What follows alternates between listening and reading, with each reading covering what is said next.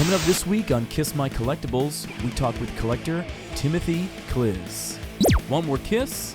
Be sure and hit that subscribe button and hit the bell icon to stay up to date when we post new episodes.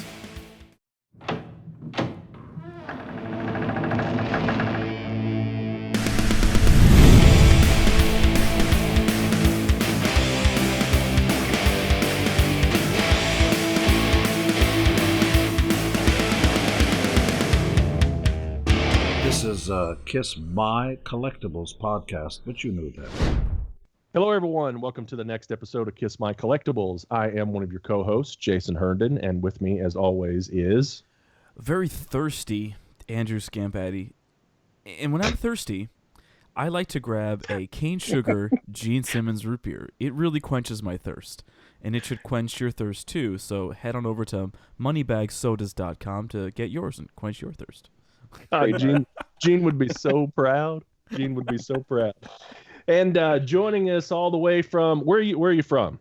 Just west of Detroit. West of Detroit is Tim Klisz. Did I pronounce that right? That is correct. Tim, Klisz. Everyone west of Detroit, I heard that they really enjoy ginger ale. And when I'm really looking for some ginger ale, I grab a cheese. We're Burners people, which probably no one knows other than, I think, in Detroit. It's a sweeter ginger ale, but... Yeah. So Tim is joining us today. We're going to do another collector spotlight, and Tim is he's a collector / dealer. He participates a lot in the expos. He sells a lot of merchandise and stuff. I bought some stuff from Tim. Andrew's bought some stuff from Tim. There's a poster that you can't see in frame right above his head. But I've known Tim in the groups and on Facebook for several years now. We've met at the Jersey Expo a couple of years ago, didn't we? Yeah, and then Atlanta. Atlanta, I think, is where we actually met. Oh, okay. All right. And so anyway. Ooh, can you believe that the day that we're recording this, Atlanta was a year ago? The Atlanta Expo. Vinny. Yeah. Think about that. Right. A year ago today. The infamous Atlanta Expo with Vinny Vincent. Yeah, it's a year ago today. Interesting. So anyway, so we'll talk to Tim a little bit later about all of his goodies and stuff. He's got some cool stuff to show, and you can kind of look behind him and see there's a nice Australian pillow if that's in frame. I don't know if it's in frame or not. Look, I see a is that a yellow Scream cup? Yellow Scream machine. Cool. Yep. Little tiny crack developed in it. I don't know why, but so put some nail polish on it, some clear nail polish. So it doesn't get bigger. Right. Yeah. So anyway, we're going to do our normal stuff. I've got a few things to show. I know Andrew's got some stuff, and Tim just told us before we started rolling that he's got something he wants to share as well. So we'll let Tim go last. Tim, being a dealer, I mean, at expos you could sell these attractive 4-packs of. Oh my God. Yes, I could if I got them for a wholesale price. Mm-hmm. Very true. So am I going first, Andrew? Or you? Yeah, you go first this time. Okay, I'll go first. You usually go first. So I got a few things. I'll start off with this. Our good friend Julian Gill has written many versions of the Vault supplement book. Mine's on my way. Mine's on my way. Mine's on its way. It doesn't matter. You're right. Right. So this is the hardcover version that you can currently get on Amazon, and they're pretty cheap. That's what were they? 16, 17, 18 bucks or something like that. Something like that. Basically Julian goes into all of the stuff that was missed in the book in the Vault, and so it's a good supplement. Mm-hmm. It slides right into the secret compartment very well. So I have a few other versions that he released of this, different that he sold throughout the year at different times. But this will be a good piece to add to the Vault. And then so Amazon.com, right? Is that what you said? And last week I showed you there was a tour book that I had gotten that I don't know why I'd waited so long to buy these things, because you can find them all day long on eBay. But so I bought the 78 Japanese tour book last week for the first time in my 40 years of collecting. Weird. And this week 77. Got the 77, and I was so sick at my stomach because it had. Hold on, can you see the crease? No. Well, it came in a nice package, and it said "Don't bend," and of course it was bent. It was bent like that. Did you pick up the Young Idols yet? I have not picked up. You've not picked up that? There's a couple on eBay still. Yeah, but I'll definitely get them. So anyway, go back and watch our tour book episodes. There's 3 of them. We talk in depth about the tour books, and this is covered. But glad to have this in the collection. And I'm currently looking for the double platinum 77, 78 tour book, and I'm looking for the Rock and Roll Over tour book as well. So if anybody has any one of those, let me know. That's right. Send them free to 4. I'll pay. I'm just kidding. I know you'll pay. So all of this stuff, I watch a lot of other podcasts, or not, whatever, YouTube things on people doing collectible things, especially like games and crap like that. And their viewers send them shit free all the time. I rarely get anything free except from the label. So yeah, we never get anything. Well, yeah. I mean, one of my favorite shows, Toy Galaxy, he has a P.O. box set up, and the people send them stuff all the time. If you have any Kiss collectibles that you don't want, send them to me. Send them to. Right. I watch a bunch of vinyl podcasts, and guys do episodes that are just like what I've gotten in the mail, just stuff that his viewers have sent him. I think someone sends someone an originals too. Did you see that? Yes, Canadian guy? I'd subscribe to that guy. Somebody posted it in one of the groups. Is like free originals too. Oh, not just that. They also sent him a greatest Kiss. What? Oh wow! Okay, so $500 record. Just sent it to him. We're gonna start a PO box. And we're gonna start doing this.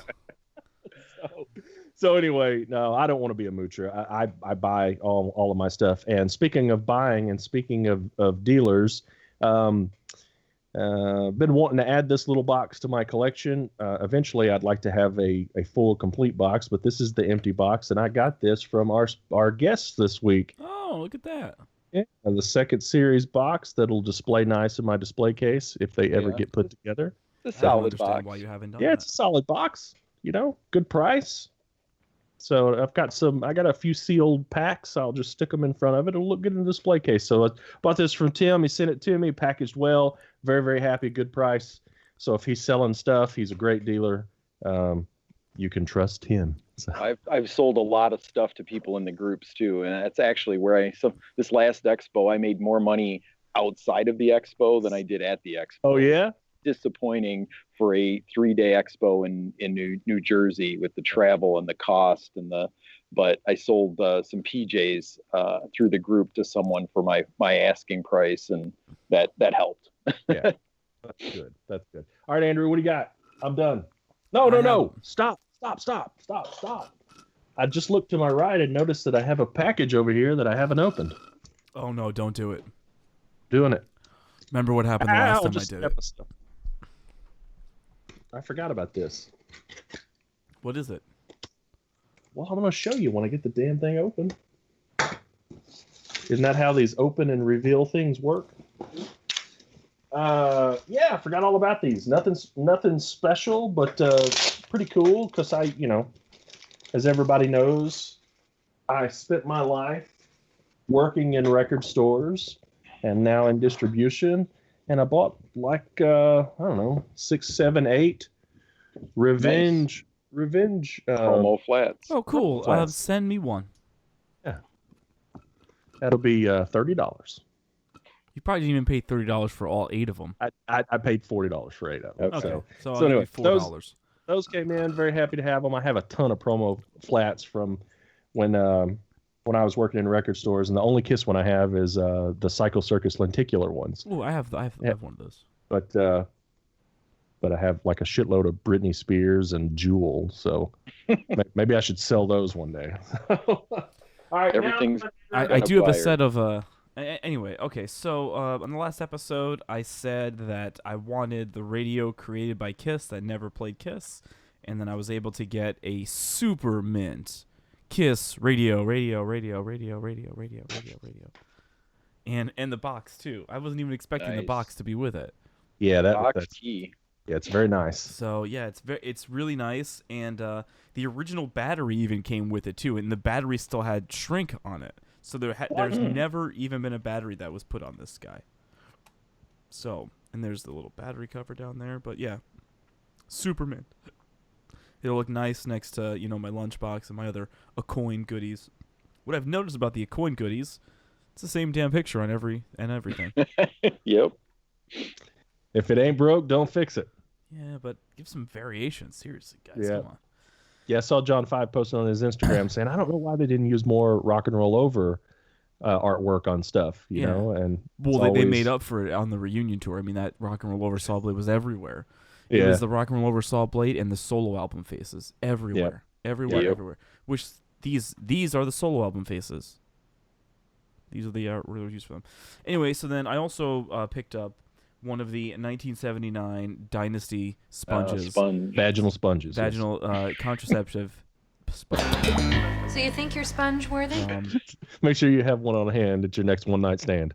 Yeah, I picked, these fell from the disco ball that was over the center of the crowd. And, this one, obviously, it was cut a little crooked, but I kind of, the imperfection, I kind of like it.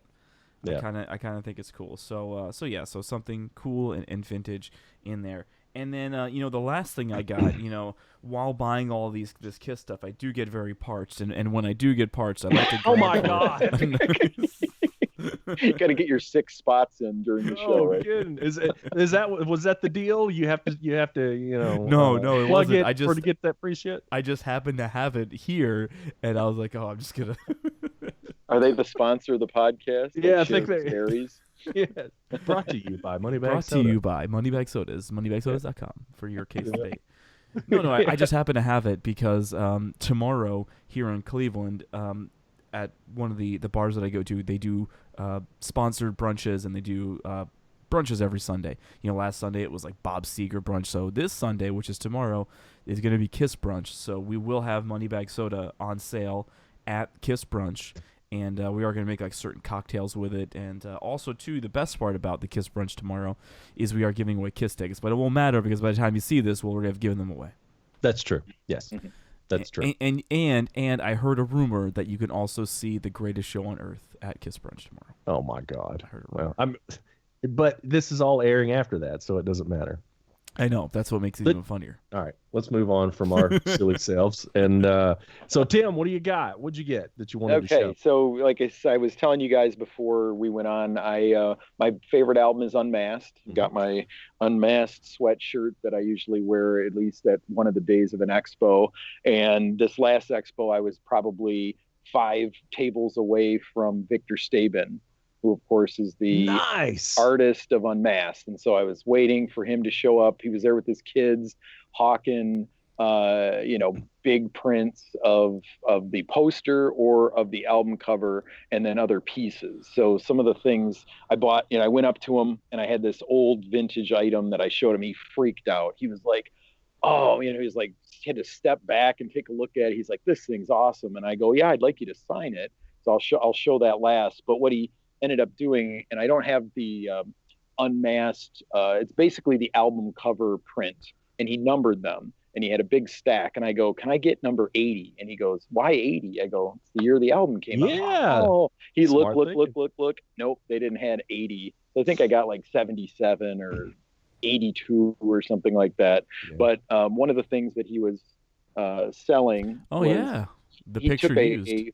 A Polaroid of Gene that he used in the in his drawing for part of the Unmasked cover. So he had signed, numbered prints of these that were only available at the expo. Look how beautiful that man's signature is. Oh yeah, well, he's an artist, and so I know. And then he was doodling these.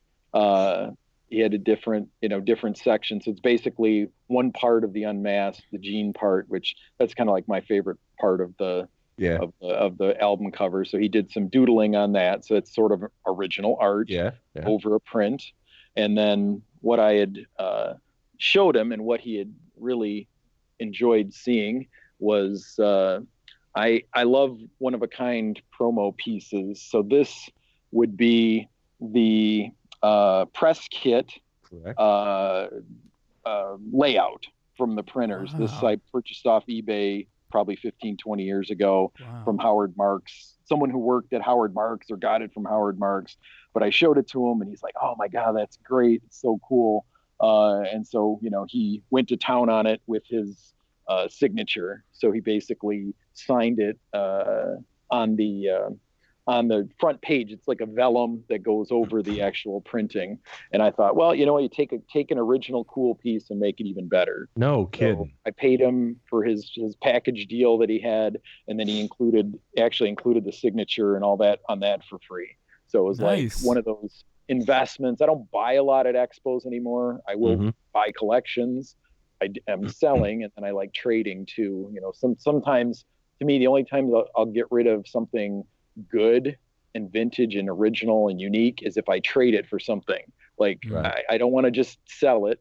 Kind of weird that way. I don't like selling Kiss stuff on eBay, even though I sell everything else in the world on eBay. But Kiss stuff, I love hand-to-hand deals with people that can see it and appreciate it, or in the groups. I'll usually combine expos with sort of a flash sale on the Facebook groups by showing my table. Because it's like everyone goes, do you have a list of stuff? And I go, no, I don't have a list of stuff. Yeah. I'm old school. It sits in bins. It waits for the next expo. Or, if somebody wants something, I can go dig it up. Like the box that I found for you. I'm like, all right, I kept the box of vintage stuff, opened it up, found it easily. But do you have any color forms that you're currently trying to sell? I do not have any color form. I've had a set. I've had a rub and play as well. The vintage stuff, of course, you sell it, and then it's so hard to replace it. Like I bought a collection off of a lady. I think I put an ad on Craigslist here in Detroit. Lady was clearing out her household, her childhood home, and found her Kiss stuff. And so she wrote me back, and she's like, yep, here's what I've got. Full set of Puffy stickers, an extra gene, all my albums, tour books, and some stuff was good, some stuff was crummy. But I met up with her, offered her a fair price. Albums were pretty good shape. So I got home and looked, and of course one of them was a Dress to Kill promo, which I didn't have in my collection. I think it's a 5-star. Those are tough to find, man. Really tough. I didn't have it, so I was like. Then she found more stuff and came back again. I met her at the police station, and again, she had less this time. It was her choice. It was my local police station, and she was coming probably 20 minutes away. But I'm like, hey, it's fine. We did it right in the lobby, and my local police encourages it. Do your deals in the lobby, So got the rest of her collection at a fair price, and then that's formed a lot of the vintage stuff that I had at this last expo. Oh, a full set of songbooks. So the solo albums, Destroyer. Did you sell those? I sold some of those. And then John 5 is like... I know, because we were texting back and forth about he's like, what do you still have? And I'm like, well, I sold some of them. And I realized that I looked at my collection today. I didn't have a Paul, and yet I sold it. I'm like, I should have done that. I thought I had all this 4 of them. I never checked, because part of being collector dealer is you start as a collector, and then you become a dealer because you upgrade your stuff. I keep one of everything. So I have one set of Migos, and I have a loose set, and I have a box of Series 1 cards, a box of Series 2. But then when I get another and another and another, I don't need 5, I don't need 6. So that becomes where, okay, now I'm going to trade them or I'm going to sell. Yeah, sure. And that's how you become a dealer, essentially. So I guess I could want to roll into my history of. Well, let's. Yeah, I was. Yeah, we're getting into the stuff that we. Well, first of all, if you do have any vintage stuff, you got to make sure to send it to Jason and myself. Not because you like us so much, but because we really got to inspect it, and we got to make sure it is. Real. I've got some interesting non-official stuff too, I guess, but I know it is, and I never pawn it off as official or whatever. But some of it's interesting. I love, like I say, unique stuff, and I've got a few things to show about that. It's like, may not be official, but it's darn cool, I have a couple items like that too. Before we roll into Tim's history and everything, let's have a visit from our friend Nicholas Buckland down in Australia. Take it away, Nicholas. Hello, I'm here again. Today's little installment of the Kiss Room is I thought I'd do something special for you.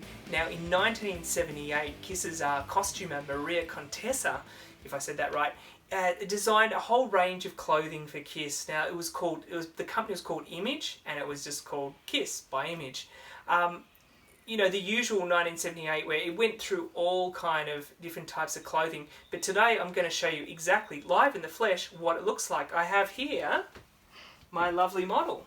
Hi. Okay, here Hannah is wearing a lovely 1978 shirt. If we just focus in on the shirt itself has all the signatures on it and the Kiss logo. Now, all the jackets, there were many different types of these jackets. This one has its Kiss logo down here. And if you turn around, all of them have the same thing on the back. You can zoom back out and have a look at that and see the whole of that picture there. That's pretty cool. Right, and next, as we go down, there's this little belt here. You see the belt? Now, this belt here, it's a bit controversial. Some people say it's official, some people say it isn't. This one is claimed to have been bought in JCPenney stores, but there's no logo, no Kiss logo, no writing on it, nothing at all. It's just from someone's memory. Is it legit? Is it not legit? I'm still yet to find that one out. I'm looking for the evidence as we speak. Now, if Hannah turns around and lower down on the pocket, you can see another Kiss logo sewn in. So much of this Image stuff, all it was just a regular pair of clothing with Kiss stuck on it. The only thing about this that makes it a Kiss pair of jeans is the Kiss logo. And obviously in the inner tag with Image clothing. So, what do you think? Would you have worn this in 1978? I don't know. Maybe I would have. I'm not sure if my daughter is too happy with it. Shake your head if you're happy, or nod your head if you're not happy. Confused. I'd be confused too. Bye. All right. Wasn't that adorable? When I'm thinking about Australia, I always like to think about Gene Simmons Moneybag Ginger Ale because it's the freshness that you want in a soft drink, but it's also got a very, very bold taste and a very bold flavor. So head out to your local Hy-Vee market and grab some Gene Simmons Moneybag Soda Ginger Ale flavor. I'd do that if we had one of those markets here, but that doesn't exist. One either. Yeah, so anyway, so let's continue on with Tim. So Tim, let's just start out like we do with everybody else, and let's just ask, how did you get into Kiss, and then how did that evolve into Kiss collecting? What year, what Sure. records, all of that stuff. Tell us the story. Okay, so I'm 48, so I was in what would have been, the late era, like the Dynasty era and whatnot. My parents weren't into music. I think I got into music around 80, 81, 82, and it was like heavy metal or Ozzy or the Police and stuff like that. But I just never really cared about Kiss at all. And then got into punk rock. So I was a punk rocker in the late 80s, mid 80s. Yeah, and we'd make fun. We had a band and we wrote a song making fun of Gene Simmons. Oh wow! True to this day. I just thought of that and I giggle since I'm now a fan. But I'm into punk, and there's the Seattle grunge sound that's sort of punky and whatnot, and coming from that was the band the Melvins. Mm-hmm. And so I was at a record store, and I've got them here. I'm sure you guys have seen them before. The Melvins solo albums that basically mocked or more like tributed the solo albums. That's how I always because they were huge fans. Of huge course. Fans. Mm-hmm. Huge fans. So was Cobain. If you look at the tribute albums, mm-hmm. posters. Yeah, I've never seen those. Those are cool. Yeah, they're not as big, so they're they fold up to this size, which mm-hmm. is not 12 by 12. But so actually, these I think were the original ones I bought. They've got the tack holes in them. Mm-hmm. There was 3 members of the band at the time, so of course 3 solo albums and 3 solo posters. And so I bought those because I like the Melvins. And then I go, yeah, they tributed and the art and the funniness of Kiss. And so I started going, Destroyer, found it used for $5. I'll buy it for fun. It was actually Jason's copy of Destroyer that you found. Right, exactly. So you could buy them cheap, early 90s. This was 1992. So that album came out in 92. I can mark that as my introduction to Kiss. Started buying the Kiss album, 8 tracks, cassettes. Wait, so I've been a Kiss fan longer than you? Yes. That's Yes, you have. incredible. I'm new to the party. It's It's really like I listen to the stories of people my age, and they're like, "Yeah, I was there in '79. I was there in '77. I was not there until '92." So think Wow. '92 was not a hot year for Kiss. No. Revenge, okay, but so the first time I saw them, '96 Tiger Stadium. First time I saw them. So you didn't even see a non-makeup Kiss. Yes, I did not care about non-makeup Kiss, and actually, in the early days, non-makeup Kiss was a joke. I did not find that amusing. I didn't buy it. I didn't listen to it. I didn't like it. To me, it was like vintage Kiss up through, Creatures, and then I'm done. And now I've come to like more of the non-makeup. That's how I was. That's how I was. So, Die Hard early stuff, but starting in '92. So a record store near my house had the 4 Migos in great condition, loose, for $250.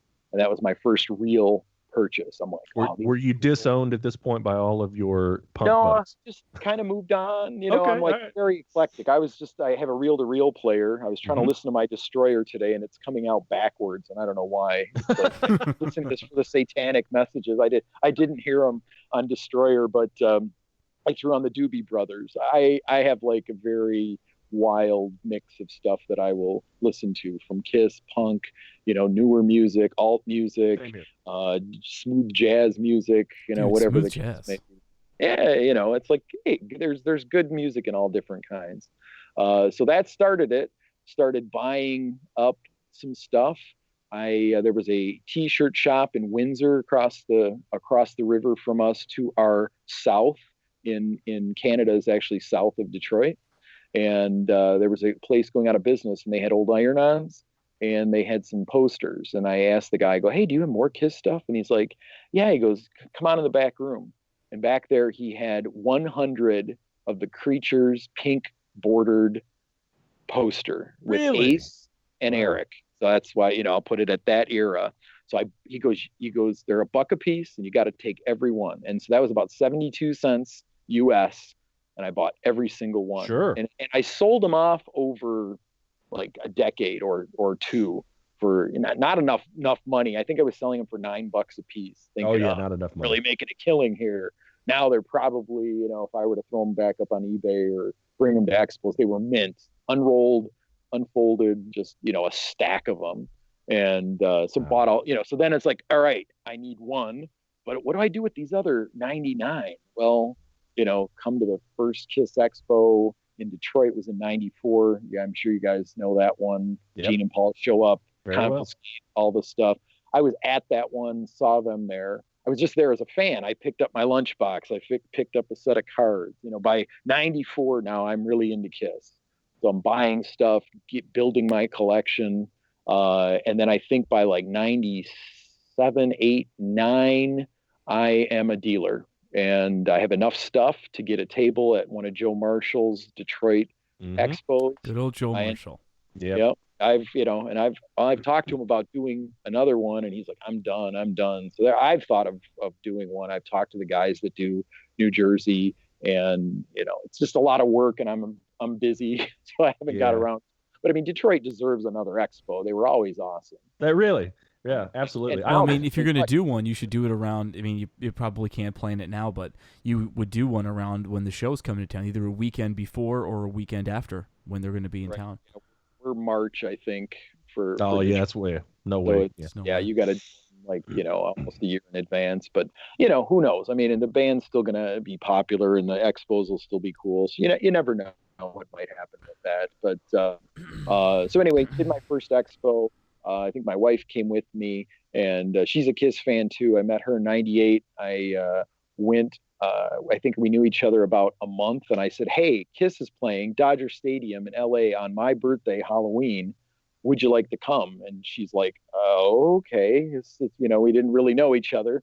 She's like, got to know me and introduced me to her mom, and she's like, "You'll like him, trust me," because she was like, "You're going across the country with this person you don't really even."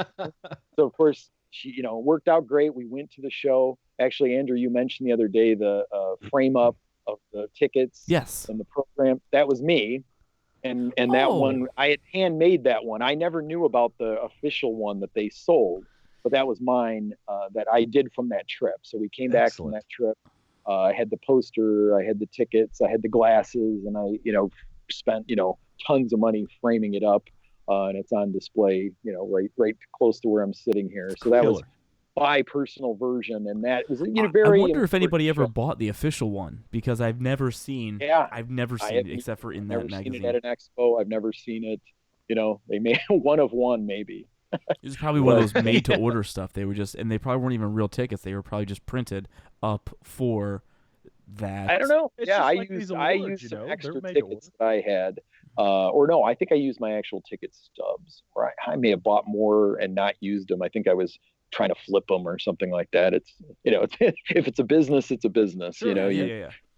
I can go to something for free by selling tickets. I'll do it. If I can own something and pay for it with selling the profits of other stuff, that's my belief. So I buy 6 Destroyer colored vinyls, sell 5. Colored what? More than pay for my free one. Colored what? Let's don't get into that. Colored vinyl. Actually, there was some argument on Facebook that actually really there was an argument on Facebook. No, that vinyls was actually real. We're English wordsmithing and this and that. And they gave this whole rendition of why vinyls could actually be. I don't buy it. Don't argue with the European because they will. Yeah, they for sure use vinyls. Yeah, but yeah, and we always like that's not vinyl. Yeah, it's vinyl, singular and plural. Solve it and call them records. Right, records. When I'm sitting down listening to my records, I like to have a cold root beer, and I like God. We're gonna start muting you or right something. There. So anyway, yeah, went to that show, Dodger Stadium, great show. Probably, and I've been on Kiss Cruise 1, Tiger Stadium, Dodger Stadium, Halloween 1998. Probably the top 3 Kiss shows. Also, I guess official convention 95 in Detroit. So top 4, and so those are 4 great shows. Landmark shows. Historic landmark shows. Yeah. Right.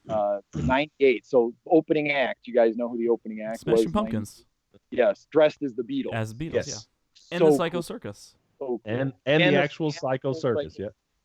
Very great show. It was main floor, probably 40 rows back or something like that. But very, very cool show. So it's like my wife likes Kiss. Her first show was the reunion tour, Tiger Stadium. We didn't know each other yet, but she likes them and she puts up with them. She's been to more than her fair share of expos sitting around. The other thing fun with expos is a lot of people know that my parents come with me a lot. Yes, so, I've met your parents. Yep, and lovely people.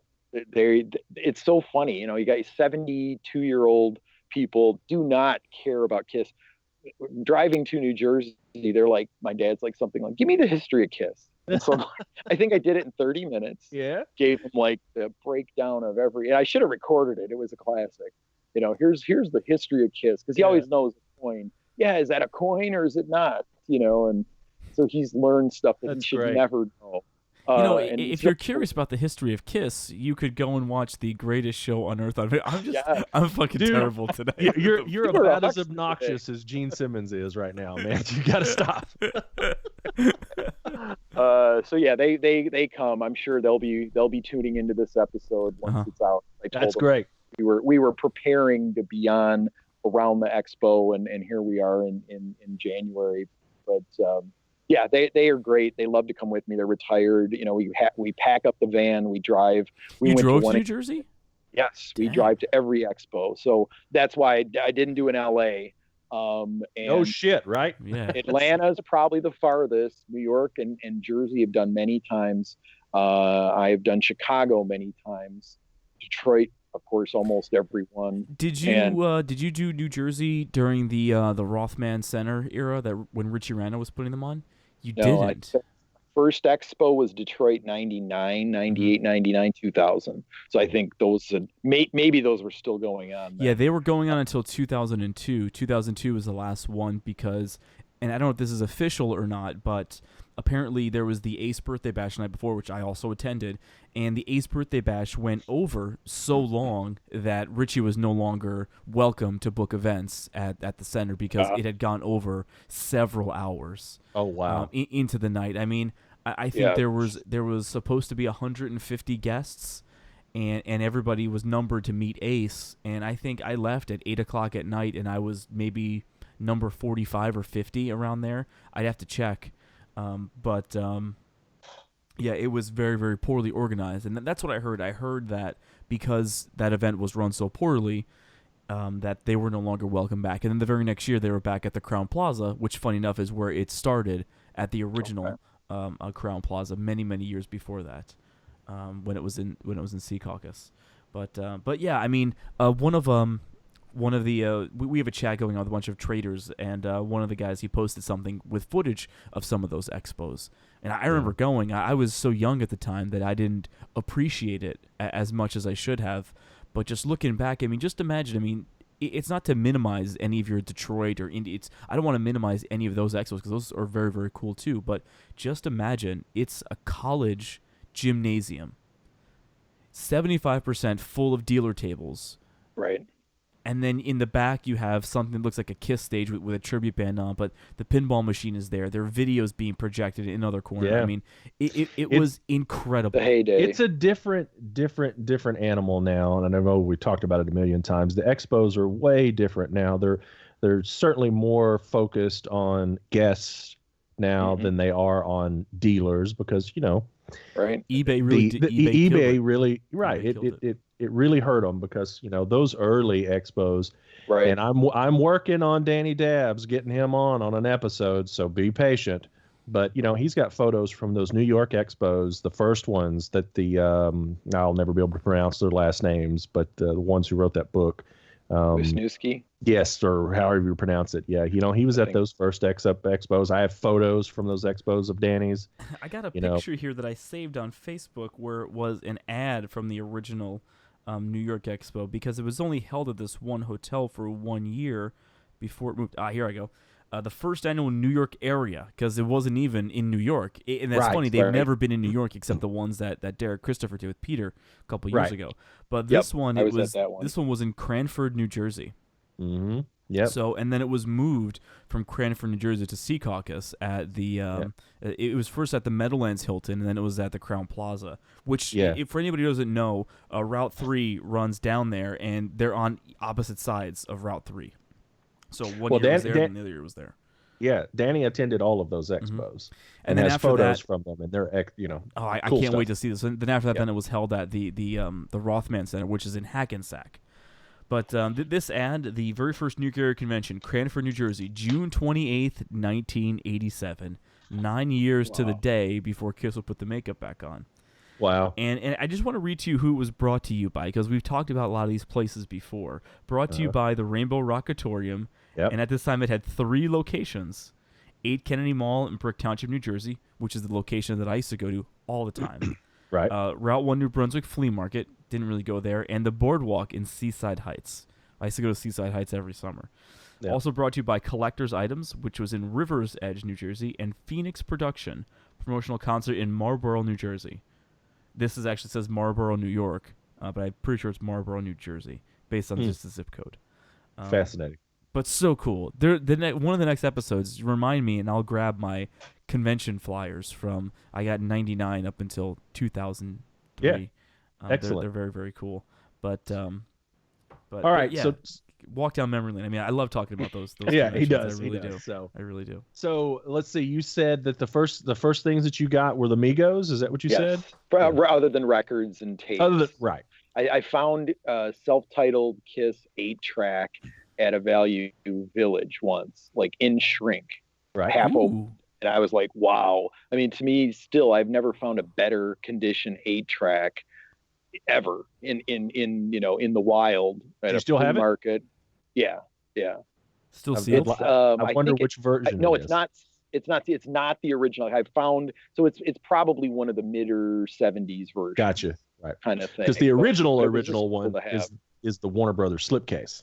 Yes, and I have one of the Warner Brothers versions that I think I bought off of a group, Yeah. or something. Someone recently had it. It's not great shape, Yeah.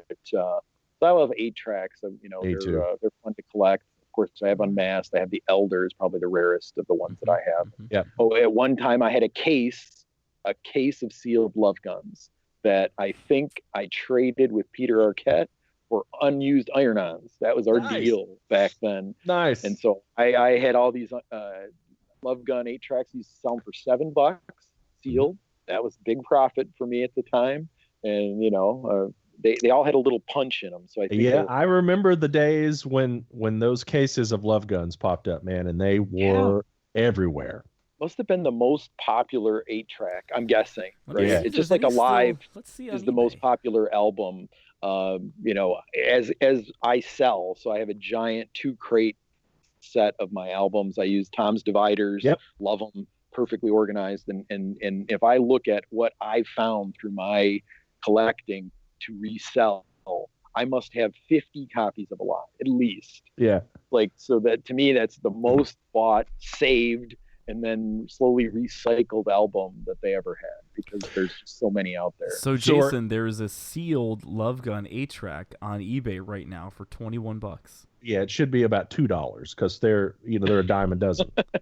Literally, you can find them. If you're going to everywhere. find a sealed one, that's probably the easiest one. Last year at a flea market, I got a Rock and Roll Over Camel original sealed for like $5. Yeah, that was again one of the greatest in the wild finds, and I was so like, are you like? They have them all. Oh, I know. Are you like me? Just one. Just are you one. Are you like me and like Alex and Tom Daniel? Are you looking for Lick It Up? Oh, sure. Yeah. And Animalize. Well, I've got my Animalize search. I've got my search going for those, and I check every once in a while. Man, but I'm not gonna pay a bunch for it. No. I get it. Funny. That's my collecting mantra, is that, I could tell you my big ticket items that I've spent big bucks on. It's very few. Everything else that I buy has got to be fair to me. And so I won't pay market value for anything Kiss-wise. Well, there's one on eBay right now. Yep. I'm sure I've seen that one. Is that $41? Yeah, it's on auction. 6 days. It's an auction. Or 6 bids, 2 days left. Yeah, but remember the Lick It Up one that we played on the air that wasn't Lick It Up. Yep, I remember very well. Right. Counterfeit. The only things that I've paid full price for big bucks were I bought a Spencer's Axe bass. I'm looking at it now. It was number 23, which I've still never seen a lower number. Why low numbers mean anything to people, I don't know. But, I've never seen a lower one. Got that, bought it. I've got a pinball machine that I bought in like 96 and paid. I'd probably make a profit on it now, but for years it was, I spent a lot on it, and good condition, working condition, that kind of thing. And then a couple pieces from the Kiss auction. One here I'll show in a minute. A Gene prototype bass head. That's his signature model. That, of course, there's a prototype, so it's one of one, and he also signed it. Bought that at the Kiss auction in LA back in 2000, along with one of his Gene's jogging jackets from with Kiss. Actually, I'll just show it to you now. Yeah. It's really cool because it's like, it's a one of a kind. So wow. There's That's Gene's so cool. name, along with the little stars button. You remember the band Stars? Yeah, Of course, Richie Rano. Yep. And so the back has got this cool pink Casablanca logo. Wow. That is so cool. It's the 76 era. It's got some paint stains on it from where, I don't know if Gene painted his house when he was wearing it. It's a large, and it's a tiny large. So How much? Gene was much smaller at the time. How much? Andrew said how much? How much? $7.50. $7.50? Done. I'll take two. I'll take two. No, back in 2000, I paid $750 for that. It's not bad. That's actually not bad. $500 or $600 for the bass head, and then it was so heavy to ship, and I don't know why I bought something so heavy. I decided, because it was cheaper to fly to LA, buy it, wrap it up in bubble wrap, put it on the plane as carry-on, and bring it home. Pre 9/11, And so it was cheaper, because if you wanted to box it up and ship it and crate it, it was going to cost more. So I'm like, all right, I'm going to LA to pick it up at Butterfield's in Hollywood. So I did. It was kind of weird. Fantastic. But well, let's go ahead and move into the pieces that you've set aside that you want to show. Show us some cool stuff. stuff. No problem. I'll kind of bust through some stuff here. That Gene, obviously, like I said, I love one of a kind. I love, being able to say, no one else in the whole wide world has this piece. And that's one of them. This, again, isn't probably, I don't know of anyone that's got any others. And I've never seen any others. I bought it on eBay. It's probably tough to display here, but what it is the actual GAF photograph used for the Viewmaster slide of Paul. The 3D with obviously you see the signature coming out of his fingers or whatever it is. Mm-hmm. Can you guys see it okay? Yeah. Yeah. So it's I bought it off eBay, and it's marked with a sticker on the back, GAF, which of course, is the company that made the Viewmasters. Right. So it was from their archives. I've never seen any of the other ones. I don't know if anyone else has them. But to me, it's like a great piece. And it's like someone goes, "Oh, I've got everything Kiss." All right. Do you have that? Right. Do you have any like that? Because that's kind of unique. And so it hangs in my collection. Everyone knows and loves the classic sleeping bag. Mm-hmm. This is the unused material used to make the sleeping bag. Wow. So at one time I had 4 of them pieced together because they came off the same roll. Wow. So this, I cut off 2 of them and sold them a long time ago and kept the 2. So if you folded them together, you of course could make a sleeping bag. So they're just raw material with the with the logo and with the coin marking and whatnot fantastic on it. So that's again not one of a kind, but I guess on the rarer side, because you're going to come across that every day. This I bought, I think, again, I don't buy a lot at expos, but I was at one of the New Jersey probably a New Jersey expo, and just, walked around to see what is, show me something unique. So somebody handmade this sweater of Eric. Wow. I mean, like handmade. Here's the back. It's got, it was obviously after he died. Right. It's got 1991 and his date of birth and that kind of thing. It's like a fuzzy material, almost like his fox suit. All right. The beads on it, and got some cat hair on it. It was $50. I'm like, yeah, that's the best $50 I'm ever going to spend. Wow. Because who else has the custom-made Eric Carr sweater? That's fun. So here's again, let's say that's unofficial, of course, fan-made. This one was pretty cool. I found this on eBay a long time ago. There was a company, and I'm guessing Japan, just because of the way it's printed, Male Jeans. If you see at the bottom of the wooden board, it says Male Jeans and Sportswear. So it's basically using the Dynasty poster shot, right? And has obviously no coin, no registered trademark, nothing. It's got the Kiss logo. May beautiful thing happen to you. Which is beautiful thing happen to you. Very Japanese. Yes. That's cool. Not quite translated properly into English. So that, again, I've never seen any others like it. There could be thousands out there. For sure that's Japanese, or you just I'm just guessing. I hope guessing. Alan Belisha is watching. I was going to say I know Alan. I've had some great dealings with him before. Yeah. I'd love to know if he's heard of, and again, Male Jeans. Yeah. I don't know. Obviously 79, 80. Yeah. Not much later than that. Certainly not before 79. So fascinating. I'm thinking it was like in a store, like in a Chess King or in a jeans store or something like that. Right. And it was hung up, and just, one day it popped up on eBay probably 15 years ago. Most of my really cool vintage stuff was bought a long time ago. Right. When it was, and again, I didn't pay a lot for it, probably not worth a lot, but to me it was cool. It was unique. I love to show it to Kiss fans. Yeah, sure. Their reaction, like, oh wow, never seen that before. Fascinating. Never heard of it. Not one kind, but kind of cool.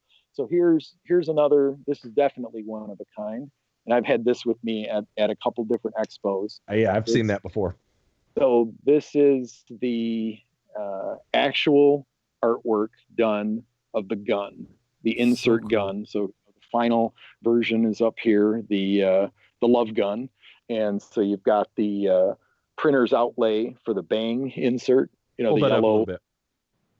There you go. Yeah, the yellow insert. There's the original kind of layout for that. That's not the original artwork, but the gun itself that's the guy sat down. I don't know who the artist was. Right. It's done on Word, but that's hand drawn and inked gun that obviously got used to make the love gun. So it's like, I just love stuff like that. To me, that's history. Gene doesn't have it. No one else has it. I have it.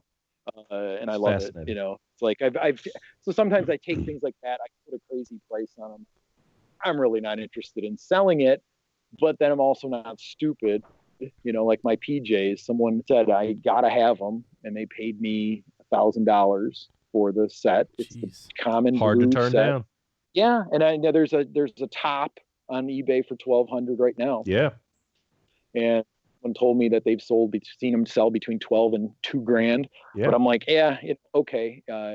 Gentleman bought them along with my puffy stickers, wanted them, paid PayPal. I shipped it to him. He loved them. He posted them, I think, in a different group, and was building his collection back up. So it's cool. Sometimes it just needs to go to a new home, and I don't feel bad about that. Another thing I traded once, I had the mold to make the Gene mask for the 78 Collegeville. So the hard plaster mask. And then actually it was Ross that does the New Jersey Expo. Oh, yeah. Some Ross of them, Kundal. he didn't do the most recent one, Ross. So he wanted it. And I think he had another one like a Paul or something. So we did a trade. I brought it to the expo. He wanted it. And so I went through his booth and took a bunch of stuff with, again, equivalent value, and made the trade. And I was happy. He wanted it. I took pictures of it. I said goodbye to it. It was like, buy item. I've got pictures to remember you by.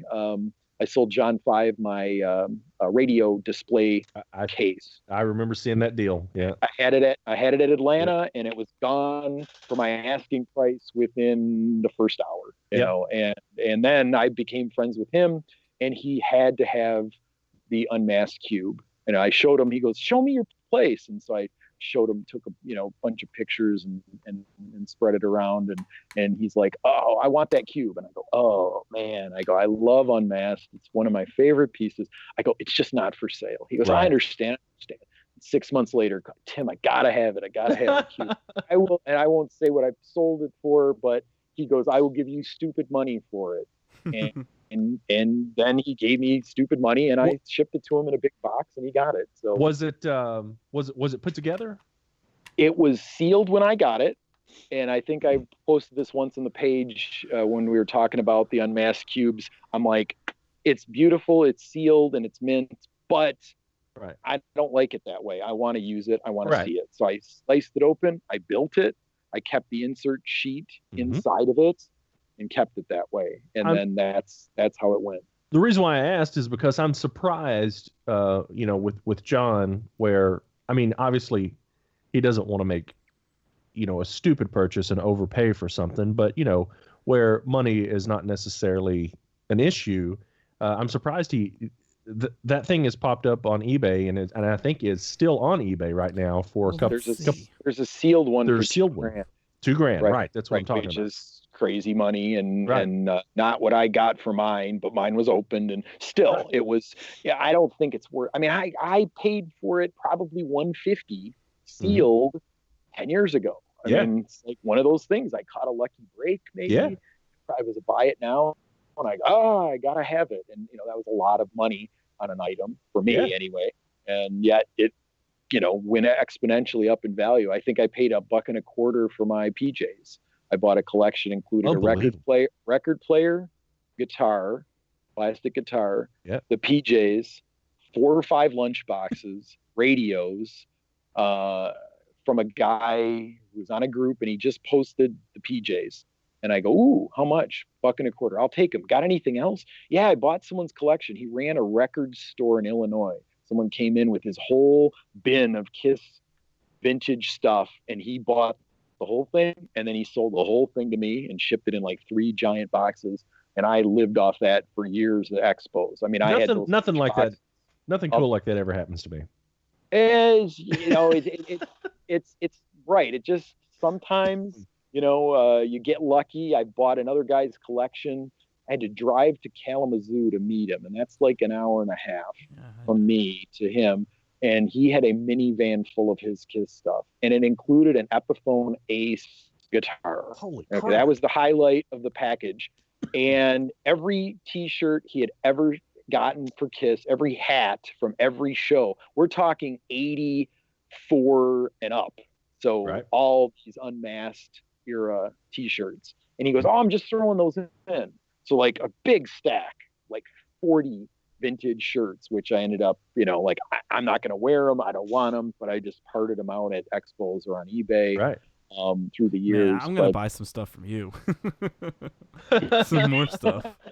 Yeah, it's like I love, you become a dealer. To me, if you're a collector, unless you're going to keep it all, and some people must, because there's people and I go, hey, let's trade. They don't have anything to trade. Well, it's like, what? You bought only unique things ever? Like, I'll take any Kiss thing I can find. My parents call me up. I'm at a garage sale. We found this album. It's called The Originals. And I'm like, oh, really? It's like $1. Should we buy it? Yes, you should. And then I raced back there. The guy had every cassette and tons of albums from like 70 to like 85. And he was a heavy metal guy, and he was selling them at a garage sale. I mean, not a lot of Kiss, but oh my God, Sabbath, Dio, Rat, Motley Crue, and I just bought stacks of the stuff from the guy. It was really cool. Not Kiss related, just the one Kiss album. But I'm on eBay now. There are 2 Unmasked cubes on there right now. There's 1. Right. Oh, there's 2. Yeah, there's 2. Yeah. As I've mentioned in the past on the show, I couldn't be that guy. I'm always fascinated with the dealers, because I often wonder, and I'm glad we have you on, Tim, to talk about it, because I know that there are dealers, quote unquote flippers out there, who don't really collect Kiss. They buy collections and they flip them. They just flip them, and they may have a poster or 2 on their wall or something like that, but they're not really collectors. And they just they're just capitalizing on the market, which I have nothing. I don't have a problem with that, because I'm a capitalist to the core.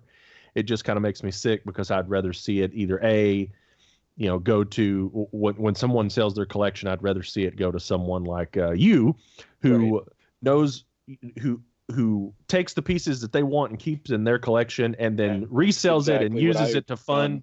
Right. And so, but I'm always fascinated with people like Peter Arquette would be a good example. Yep. Does Peter Arquette have a giant Kiss collection? Or no. does he? Well, he probably doesn't. I don't know. Does he? I'd love to know that. Good question. I know Ross does, but he's he's an expo guy. But I don't know if Peter does. I've talked to him. I actually was set up with him at Indy at the 2-day Indy Gene Expo from like 5 years ago. Oh, I was there. Peter was right next to me. I probably did.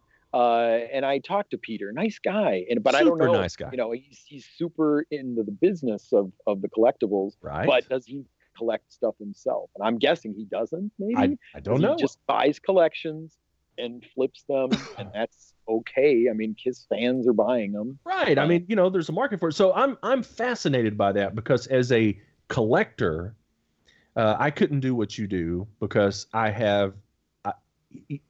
Jason's a hoarder, and he keeps like all like you don't even understand. Like there's just boxes of stuff. Like before we came on, I just saw like a pen just hang, just like a one of the coin pens just hanging out behind him, because it's just he buys this stuff and it just sits in piles. Well, yeah. I mean, some people are like that. I mean, I guess I know Joe Marshall. You guys know Joe Marshall? Of course. That for a long, long time, he never displayed his collection. It was in his basement in boxes. We're talking the robes from the Phantom. Yeah. We're talking full uniforms from Love Gun, not on display. So it's like he owns them, but does he enjoy them? I mean, and then to each his own. Like I said, people could look at me and, again, I don't buy high end stuff. I won't pay, for things that I want, like the guitar, the plastic guitar in the box. To me is like not. I don't like it. I just don't find it interesting. I would never pay big bucks for it. Wow. I just wouldn't. I don't like it. Not one of my favorite. A record player, yes. Record player in a box, I think that's cool. Guitar in the box, I don't think it's cool. I mean, really? It's okay, but not $1,750 worth, and that's right. That's how much you'd have to pay to get it. Oh, easy. I'd rather take a guitar. I'd rather take, put it towards a pinball machine or something super unique than something that that's rare, but it's not one of a kind. It's mass produced. It's not a prototype. I mean, and again, everyone has. Just like also, I guess, the funny thing about from an insider dealer perspective, everything will sell. So like you think, boy, if I'm going to be a dealer, I just need to have vintage, awesome, old stuff and all the albums from every era and everything. You have anything. When the USBs came out, I could not sell them fast enough until I realized that people all wanted Peter and Ace, because they made them like 1/3 of the quantity of the Gene and Paul. So I had to keep raising my price because I was running out of them. I found them all on clearance at Barnes and Nobles for like $2. And then I started selling them at the expos and poof, they're gone. But like, to me, I don't like these things at all. I don't find them cool. I don't think I even have a set. Well, I mean, I just flip them all because I don't like them personally. You've got all these different levels of collectors, and there are, I would say most collectors are budget conscious, and if they can't pay $1,000 for an unmasked cube, they're going to pay $20 or $25 or $30 for a USB, something that was put out, or not whatever, $20 for a McFarlane collectibles, not hundreds of dollars or anything like that. And yet somebody has to have the whole thing. I need them all. I need every one. And that OCD, which I don't quite have it, but again, I'm also, I won't say a hoarder, but I'm a collector. Actually, if you guys are interested, I was on a show called Toy Hunter in 2014. Yes, Jordan Harrow on Travel Channel. If you look up Toy Touchdown was the episode I was on. It was December of 13. They filmed at my house. They filmed my basement. Actually, one of the scenes that was cut was he was interested in my makeup kit, because he goes, well, because he did for Gene. He bought for Gene episode.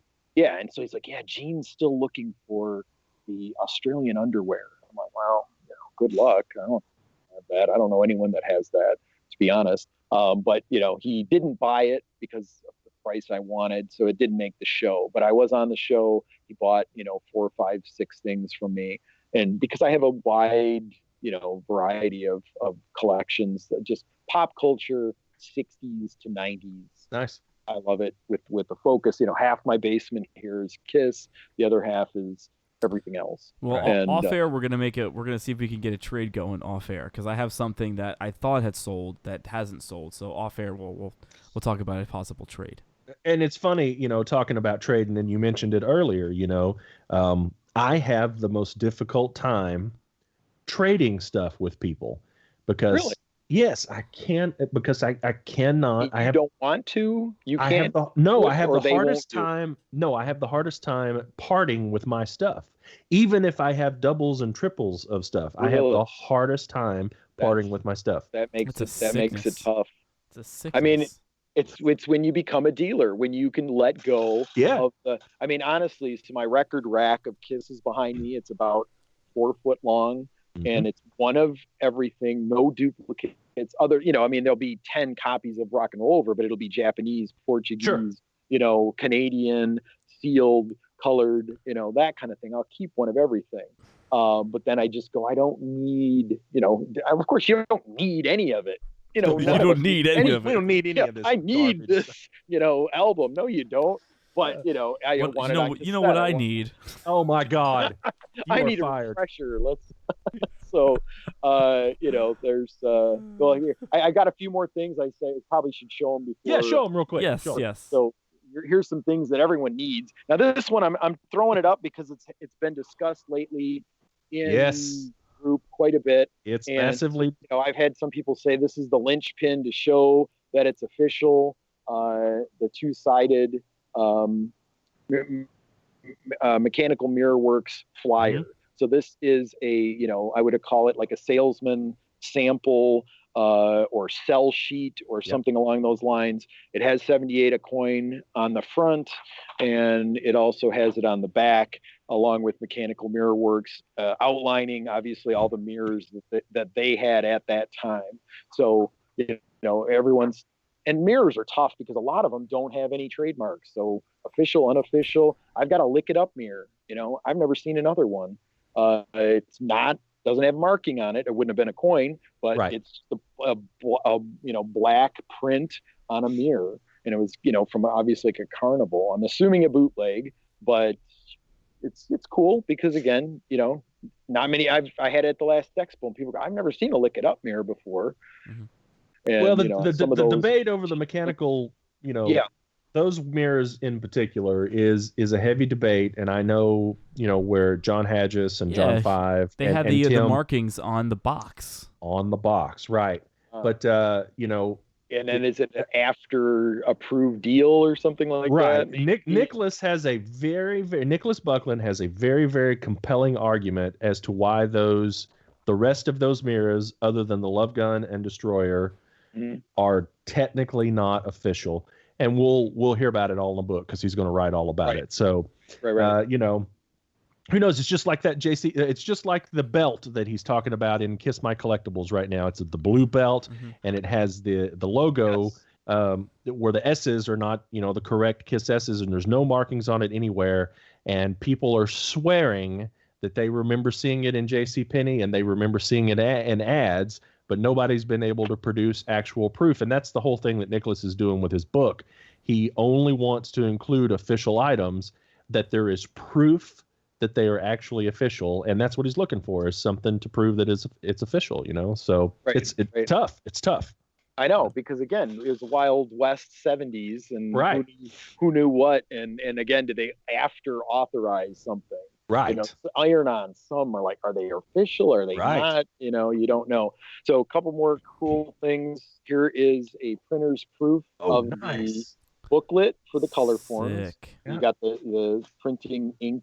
I just, I guess some paper items like that are pretty cool. I like to put my hands on them and go, again, not one of a kind, but sort of unique, sort of like, everyone can buy the color forms with the book. Looking for them now but on eBay. You have the, the printer's proof kind of thing. Right. So I dig that. Let's see. Okay, here's a very nice set on eBay right now. Of the color forms. Collector Boy. Yeah, there's two. This is another. There's one. There's a nice set. Go ahead, Tim. This is another find that I did get out of one of the groups. They had put up some vintage stuff, and there's your front envelope for the first press kit. Wow, very cool. Water damaged. It's vintage. It's got that patina. It's ripped on the top, but and again, condition is not unbelievable. Not great. Who cares? I bought it for $100. Oh my gosh! Awesome. So you don't know. I don't know what's in it. It's got I think one of the early posters that again maybe or maybe not was supposed to come with this press kit. I don't know. I mean, who knows what they gave away? Sure. At the time, and just like army kits, can anyone tell me exactly what's supposed to come in an army kit? No, they can't. You can't. But it's got the 8x10s. Nice. Wow. And again, just not one of a kind, but just pretty rare and pretty old. I mean, I really like the old stuff. Even if the condition, I will give you $200 for it. The inside of the folder, again, this thing went through hell. Probably a flood or something like that. But you know what? Again, I'm not a condition snob. It's like, hey, if that's the best one I can get, all right, cool. If I found another one, I would sell this one. Very simple. And I could do it. Again, it's tough, that if you can't let things go, like you're describing, that can be an issue for dealing or again, you just want to acquire without liquidating. And it can be tough. So here's the last piece that I pulled here to show and tell, I guess. So Backstage Auctions, I'm sure you guys are familiar with their work. This was the one of the earlier ones, '04, and Lydia had put a lot of stuff in there for sale. So I love it because no one comes to my house, and if I showed them this, they'd be like, I don't care about that. But at an expo, it's like unmasking King Tut's tomb. Like I had a gentleman who's part of our groups, and I pulled it out, and he was just like, he was almost in tears. He was like, oh my God, I can't believe it. So this was, again, from Lydia. It's a lot of the material that she used to make Peter's clothes from the 70s. So, it's like, we're going to have her on an episode soon. Yeah, she's, and I didn't talk to her this time, but the gentleman, Marty, who was a dealer right next to me, went and showed her some of this stuff. But this pocket was supposed to go on the jacket that they wore in the Loft photo. Yeah. And at the record release party in '74. So, and then the cool other, again, very unique, but it's this kind of purpley material with stars on it. Yeah. And then it's, and what it's based on, or where it's famous from, is the one issue of Cream. Oh, yes. Okay. He's wearing that jacket, and this is the material used, the excess material used to make that jacket. So it's like Lydia actually sells prints of that, and which I got one from her. Yeah, and it's just like, again, to me, very cool and unique. I don't even remember paying a whole lot for it, but it's like, I love it. It's a great piece to talk to people about. Absolutely. Not everyone's going to care. Not every Kiss fan's going to care. That's true. But someone who can appreciate the history, the uniqueness of it. I'm assuming you have Lydia's book, Tim? Yes. One of my favorite Kiss books of all time. Yeah, it's very, very cool. I'm so glad that she comes out to the expos, and like I said, Marty I actually gave him a little piece. I had an extra little tiny scrap of the material, and he's like watching my booth for a few hours one night, and he's like, oh, I'll do it. He just volunteered his time. And I go, well, Marty, here, I want to pay you for watching my booth. And I gave it to him. I thought he was going to break down in tears. He's like, this means so much to me. And then later on, he had it framed with the print signed by Lydia and Super the cool. piece of material. Super cool. And we became friends. I didn't really know him before. Are you talking about, is it Marty Musser? Or? Yes. Yes. Yep. Super Pennsylvania. nice guy. Love that Super guy. nice guy. Him and his son were there. His son's not really a Kiss fan. Him and my dad and my mom and us, we bonded and chatted, and you're in Kiss world for the weekend. Yeah. And you gain a friend like that who, again, he's like, hey, when's the next expo? Let's set up together. Let's combine. A friend of mine, Brett Meyer, who's I think he's probably in some of these Kiss groups. He's a science teacher. I'm a lawyer. And we both ended up next to each other at the first Detroit Expo. And we just said, hey, how you doing? And he's like, hey, can you watch my booth before I go to the bathroom? So we just kind of hooked up, and we've been friends ever since. He came to my wedding. He actually gave me a Kiss Aussie Extravaganza magazine for a wedding present. You guys know that? Yes, very well. The Very coolest cool. Kiss mags ever. Yeah. With the poster. Yes. And so it had the poster in it. That's great. Had the poster. So it's like, he gave me that. I'm like, what a great wedding gift, No kid, right? So yeah, we've been lifelong, not lifelong. We've been lifelong Kiss fans since about 98, 99. Yeah. And cool. Again, it's just fun, and you make some really good friends through it, Yeah. So obviously, Tim, your collection is very vast and has a lot of cool items, and you've mentioned a couple times how you don't want to pay top dollar for some of these astronomical items. But if you had to break it down, Give me at least 2 items of something that you want that you don't have in your collection right now. Something that you're not looking to resell, something you're looking to collect. That you want in your own collection. In my collection, that's a good question. Again, without one-of-a-kind items would be the first thing. If someone says, hey, I've got a costume or I've got a piece or something like that, but from like mass-produced items, you know what? I don't think I have the unmasked press kit, which is funny since I have the prototype artwork for it. Yeah. I don't think I've ever come across. I've had the slides from it, but I don't think I have that. That's a piece that I probably would pay, up to X for. Again, depending if someone's like $4, man, no thanks. I'll pass. I'll wait for hopefully find it in the wild or oddly and ironically enough, the unmasked press kit is the only press kit I have. Really? Ooh, good. Maybe you guys could trade. No, Jason doesn't. I would never be able to get rid of it. Give it up. That's the problem. Because I could be like, yeah, I could find stuff to trade. And again, I have trade bait, so to speak. I've got a box of vintage. I've got an on-tour board game. I've got a printer's proof of the '77 tour book cover. Nice. All those kind of things. So I'm trying to think of what else. Again, I like unmasked stuff. And actually, one of my holy grails was definitely going to be the Splatter Unmasked. Oh yeah, and I found it for $99 shipped on eBay from Mexico, and it's the record's good and the jacket's okay. Well, it's Mexico. But I'm not a condition slob. But for $100, I wanted it and I got it, and to me that was sort of one of those. I really want to find that. That's a steal, man. Favorite album and the coolest record ever made. I mean, just look at that thing. It's gorgeous, So there's a couple things, it's like I'm thinking like vintage stuff, the keychains from the solo albums, they were really cool. And then, they make reproductions that are like, I bought a set, they're on my shelf. They're good enough for me. I don't have to have the real deal because again, they're going to be $250 a piece or whatever. And I'm like, no. It's actually when you put them next to each other, it's actually easy to tell which is which. And that's good. It's the hair. The hair is pointy on the official ones towards the bottom, and the backs are way different. The backs, but it's rounded off on the bootleg ones. Yeah. Yeah. Well, my stance. I would personally rather that stuff not exist in, the one of the kind stuff like the Eric Carr, the clothing piece that you showed earlier. I don't have any issues with that kind of stuff.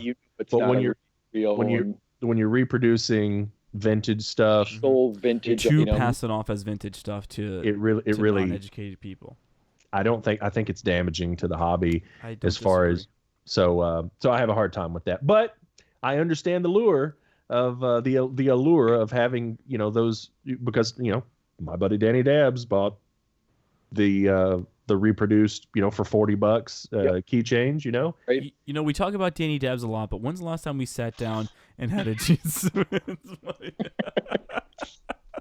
I have my Gene Simmons Dr. Pepper in-store display case where he opens the drink and says, "I'm a doctor." It's also motion activated. So when I have a party, I'll turn it on and people walk by it. And really? Talking to them. Yeah, that's fascinating. Cool. I got it really reasonably on eBay too. So cool. It's a cool piece. So cool. It's fascinating. Well, Tim, I mean, we're going to have you back on again. And what I want to do, the next expo you go to, I want to do a video at your next table, hopefully if I'm there. And I want you to kind of go over the stuff that you have on the table, because it's interesting that you're one of the old school people that you don't keep a list. It's just you have stuff that you sell. It's not online. It's not on a website. Mm-hmm. It's not on eBay. Mm-hmm. It's in my boxes. They don't come out until the next expo or nearby, because I have to price stuff, sort stuff, gather my new stuff that I'm collected since. I look for deals. I look for lots. I buy on eBay just to resell occasionally. It's hard with KISS stuff, but Are you considering going down to Indianapolis this year? I don't know. I think they always do it on Mother's Day weekend. They do. really disappointing. I've taken my mom before and go, Mom, you would like to go to a Kiss convention for Mother's Day? And she said, of course. I don't care. Bring her. Bring her. Andrew and I are going to be there. Yeah. And we'll be nice. I promise. Oh, everyone loves my folks. They're easygoing and fun to talk to, and they get into it. My mom loves seeing. I don't know if Wicked, the band that comes to a lot of the expos, the tall white Kiss guys. My mom loves those guys. So I actually got a picture of her with them, and she's 5 foot even, and with their boots and stuff, they're like 7'8" or something. It's hilarious. So I was like, oh, those are those guys again. They're back. So they have a good time at the expos. Can y'all hear that wind blowing here? Yes. It is about to storm here. It's cold. Well, it's cold. I got 8 inches of snow outside. Yeah, I got my window open here in Tennessee. So. We got some snow here, and when you're snowed in, the best thing to do is to make root beer floats with. All right, so would like to thank Tim Klisz for joining us. If you see him at an expo, buy all of his stuff. No, don't buy all of his stuff. Just have him so we can have stuff. He's got to fund his collecting habit, so Right, that's how good for him. That's how it starts. Stuff and keep afloat. Yeah. So Tim, thank you for joining us today. today. And you're coming back on. And you're coming back on. We'll talk about some more stuff. You'll pull out some more stuff, and we'll show it. We'll talk again. I'd love to be on anytime. Yeah, absolutely. And Andrew, you cannot speak because you're not talking about the soda again. So the first one, I planned to do the first one, and then everyone after that, I just thought it was funny. Yeah, well, whatever. So, all right, if that's it, thank you guys for joining us. Everybody needs to get an attractive 4-pack of. You know what people really need to do than buying an attractive 4-pack of Kiss or Gene Simmons Money Bag Soda? They need to go to our brand new Patreon page. Yes. And give us some money because it costs money to make this show. No, it doesn't cost any money to host on YouTube, but we have websites, we have iTunes, we have all kinds of hosting fees. It's not cheap. I've paid for it out of my pocket. It's been several $1,000s for the last 3 years. Has Andrew it been doesn't several help. thousand? Yes.